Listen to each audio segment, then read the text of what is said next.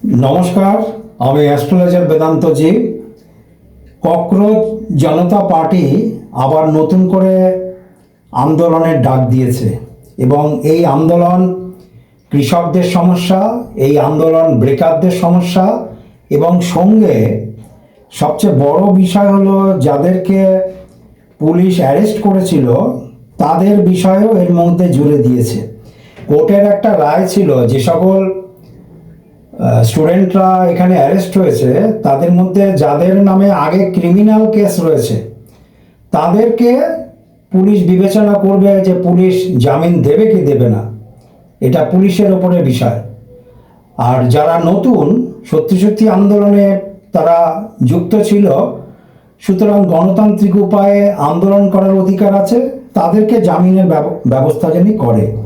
এই সকল বিষয় নিয়ে নতুন করে ককরোচ জনতা পার্টি আবারও মাঠে নামার চেষ্টা করছে এবং সরকারকে ককরোচ জনতা পার্টির পক্ষ থেকে এক একজন নেতা বারবার হুমকি দেওয়ার চেষ্টা করছে। সুতরাং সরকারের পক্ষ থেকে ছাত্রদের সম্মান জানিয়ে এবং ছাত্রদের যে দাবিটা ন্যায্য মনে করেছে সরকার, সেই জন্যেই সেই দাবির কিছু অংশ তারা মেনে নিয়েছে এবং শিক্ষামন্ত্রীও পদত্যাগ করেছে, বেশ কিছু ছাত্রছাত্রীদের জামিন দেওয়া হয়েছে ইত্যাদি ইত্যাদি। কিন্তু আবারও নতুন আন্দোলনের ডাক এবং দেশ জুড়ে আন্দোলন সঙ্গে কৃষকদের বিষয়ও সংযুক্ত করেছে। এই বিষয়গুলো আসলে প্রকৃতপক্ষে ককরোচ জনতা পার্টির যে সকল ছাত্রছাত্রী বা সমর্থন রয়েছে তারা বিজেপির মতন একটা শক্তিশালী সংগঠন, তারা যখন মেনে নিয়েছে তাদের দাবিটাকে, সুতরাং তারা অনেক বেশি উৎসাহিত হয়েছে।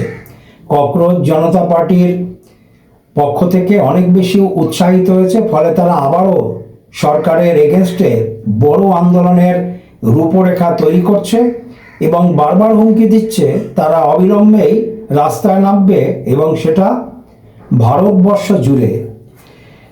একটা জিনিস মনে রাখবেন, বিজেপি একটা অত্যন্ত সংগঠিত দল।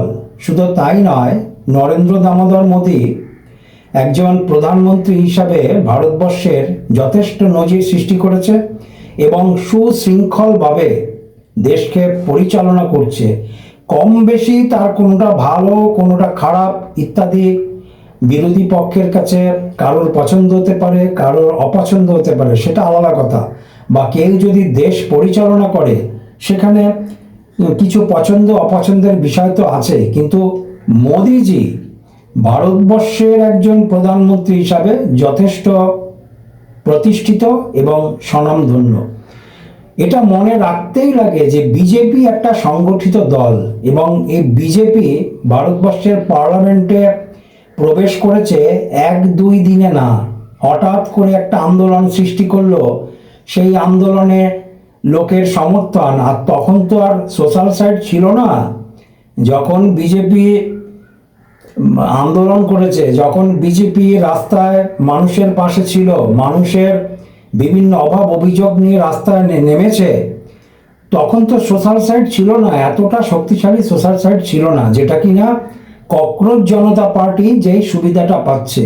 সোশ্যাল সাইট এতটা বেশি শক্তিশালী, ফলে একটা বিষয় অতি দ্রুততার সাথে রাজ্য থেকে দেশে খুব অল্প সময়ের মধ্যে ছড়িয়ে যাচ্ছে এবং বহু মানুষের সমর্থনও তাদের দিকে আসছে, যেহেতু তাদের ইস্যুটা একটা গুরুত্বপূর্ণ এবং স্পর্শকাতর ইস্যু ছিল।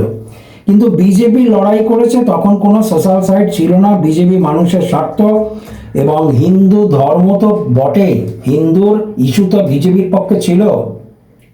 হিন্দু মানুষকে সংগঠিত করা, ভারতবর্ষে আগে যে সকল রাজনৈতিক দল এসেছে তারা বিজেপি যেই ধরনের রাজনীতি করেছে, হিন্দু মানুষ সংগঠিত করো বা হিন্দু মানুষ অবহেলিত হচ্ছে, দেশ তো সবার, এটা তো ঠিকই, কিন্তু সেই জায়গাতে বিজেপি সাকসেস পেয়েছে। আমার এখনো মনে আছে বিজেপি পার্লামেন্টে প্রথমে সিট ছিল দুটো আসন ছিল পার্লামেন্টে, এই বিষয়টা আমার এখনো মনে আছে। এবং যে সময় বিজেপি রাম মন্দির আর এই যে কিন্তু যে সময় রাম মন্দির বাবরি মসজিদ বিষয়টা সামনের দিকে উঠে আসলো এবং এই ঘটনাটা যখন ঘটলো তার পরপরই যেই লোকসভা ইলেকশন হলো, তা বিজেপির ছিল দুটো, সেখান থেকে বিজেপি কটাতে আসলো, বিজেপি চলে আসলো 80টা সিট বিজেপি লাভ করলো এক ধাক্কায়, দুটো থেকে 80।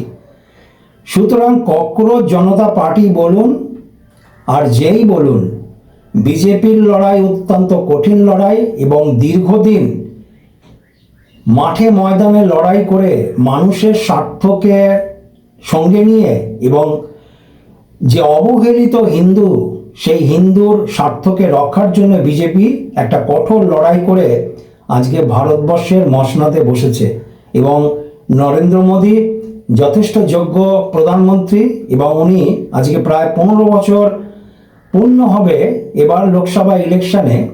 সুতরাং এতটাই শক্তিশালী একটা প্রধানমন্ত্রী।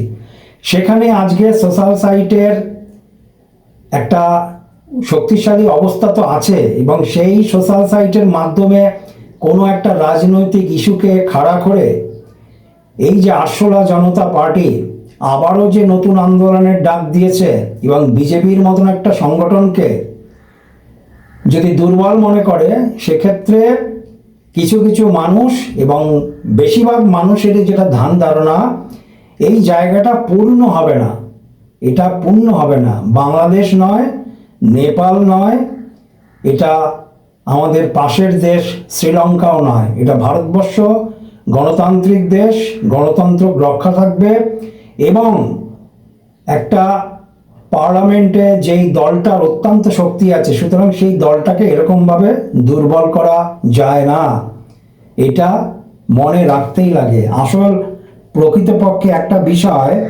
এই ককরোচ জনতা পার্টির আন্দোলনটা বেশ কিছু মানুষের সমর্থন ছিল বটেই, কিন্তু এই সমর্থনটা কখনোই বারবার সরকারের বিপক্ষে গিয়ে বা সরকার পরিচালনা বা দেশ পরিচালনা করার জন্য কেউ যদি পরিকল্পনা করে, সেটা সরকারের নয়, শুধু সরকারের অসুবিধা নয়, সেটা সব মানুষেরই, দেশের মানুষের ক্ষেত্রে অসুবিধা।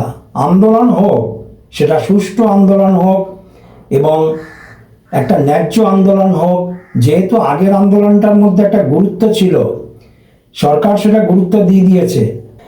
তাহলে সাধারণ মানুষের বক্তব্যের মধ্য দিয়ে যে বিষয়টা উঠে আসছে, সেটা হলো ককরোচ জনতা পার্টির আন্দোলন হোক এবং কৃষকদের স্বার্থ বলুন, বেকারদের স্বার্থ বলুন, সবাই তো এই বিষয়টাকেই করে, কিন্তু সরকার যাতে সুষ্ঠু মতন চলে এবং আন্দোলনের নামে কেউ যদি বাংলাদেশ সৃষ্টি করার চেষ্টা করে, বা মাঝখানে আমি দেখছিলাম কিছু ইউটিউব বা সংবাদ মাধ্যমে এরকম বিষয়গুলি উঠে আসছে, এই ধ্যান ধারণা ভুল। আর এই ককরোচ জনতা পার্টি খুব অল্প সময়ে বেশি গুরুত্ব এসছে, এটা তো বটেই, কিন্তু তা বলে বিজেপির শক্তিকে কেউ যদি ভুলে যায়, সেটাও কিন্তু ভুল। বিজেপি মাথায় রাখতেই লাগে ভারতবর্ষের মধ্যে একটা অত্যন্ত শক্তিশালী সংগঠন এবং বিজেপি অনেক বছর লড়াই করার পরেই আজকে সরকারে এসছে এবং মোদিজি একটা সুষ্ঠু মতন সরকার পরিচালনা করছে ভারতবর্ষের একজন প্রধানমন্ত্রী হিসাবে, এটা তো সবার জানাই আছে। যাক, এর পরবর্তী বিষয়গুলি কোন দিকে আসে। আর মানুষ অত্যন্ত সচেতন, হালকা পুলকা কোনো বিষয়কে কেউ যদি সারা ভারতবর্ষে ছড়িয়ে দিয়ে দেশের অস্থিরতা আনার চেষ্টা করে, সেক্ষেত্রেও মানুষ সেটাকে গ্রহণ করবে না, আগামী দিনে সেটাকে বর্জন করবে। ভিডিওর দিকে সবাই লক্ষ্য রাখুন, চ্যানেলকে শেয়ার করুন, সাবস্ক্রাইব করুন, সবাই ভালো থাকবেন।